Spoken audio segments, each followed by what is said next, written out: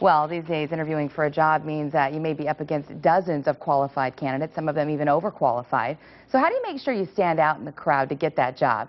You can ask the guy in sales, and we're doing that this morning with Nick Reed, president of Sales Lab, which helps companies drive up their sales. Good morning to you. Good morning. How are you? I'm great. I love your concept in that this isn't just about businesses driving up their sales concept. This is about us being able to sell ourselves and do it well. Absolutely. We wanted to find out what the answers were for that, so we put a 10-year research study together where we interviewed executives who were hiring companies to be suppliers and hiring people to be employees to find out what they most look for. And to our knowledge, it's the only empirical study from the executive point of view that's ever really been done. And all of that's now captured in the book, Selling to the C-Suite. And we'll talk more about the book and how you can get your hands on it here in just a couple of minutes. But I would imagine we have a lot of people up this morning with us thinking, okay, how do I even go about approaching this? They've tried everything. What do you say to them? Don't lose hope. And most importantly, do your homework, because here's the thing that we find is that executives are looking for people that can add value to their organization. When the economy goes down, so the decisions go up. They go up on everything. They go up on what contracts we're going to sign off on from suppliers, what employees do we want to bring in. What executives are looking for are people that have, first of all, done their research on that company's business and have an opinion about how they personally can help contribute to that company's direction. So if you go into an interview with those discussions in mind, it really resonates with these employers, because they're saying, wow, here's somebody that brings to us something that we might not already have. And that's the key, right? Absolutely. We know about dressing for success. I mean, yeah, that's important, but a handshake is important as well. Yeah. When you go too far, though, so many people, I think, are going, I just want to stand out. I want to make sure they remember me. How far is too far?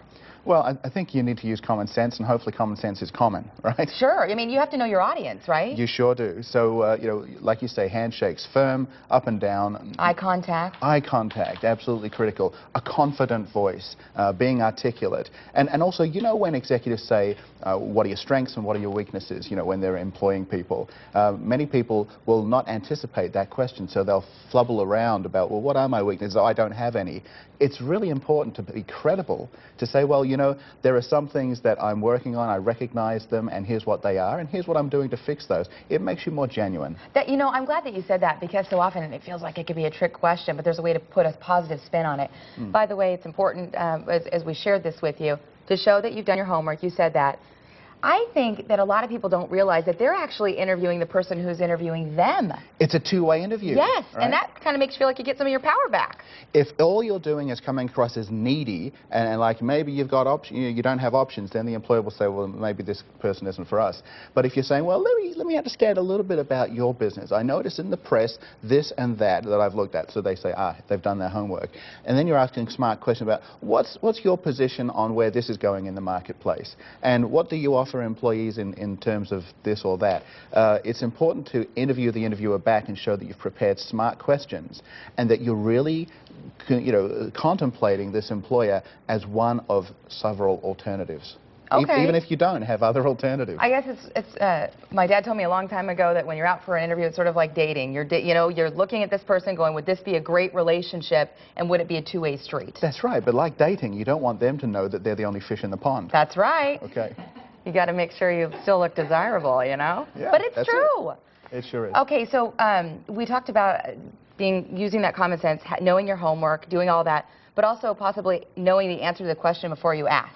It's important, and anticipating the questions that an employer is likely to ask you is key, so that you come across as confident with what your answer is going to be. Okay, I like that. Is there a way to flub the interview when they ask you, do you have any questions for me? Because to me, that makes my heart race. It's like, oh boy, I think he covered everything, or I think she covered everything. But there has to be at least one or two questions you can ask that make you seem intelligent. Well, one of the things is that too many prospective employees go and they start asking about, well, what's the package and what are the benefits? If it's a first interview, it's too soon. Right, that's like asking, you know, where you're going to get married on the first date, exactly. Right? So you don't want to do that. What you do want to do is ask questions about what would you say is the culture of your organization that a new employee would most need to fit in? Because one of the things that executives and employees are looking at is, will these guys fit us? Yes. You know, not just do they have the background, do they have the right capability, but do we like them, do we trust them, and will they fit in is most important. So that's always a good question to ask.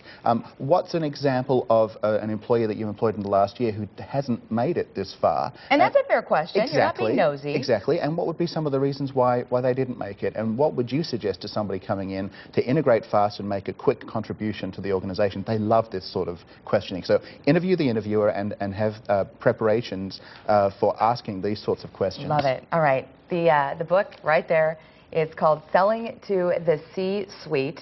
And where can we get this?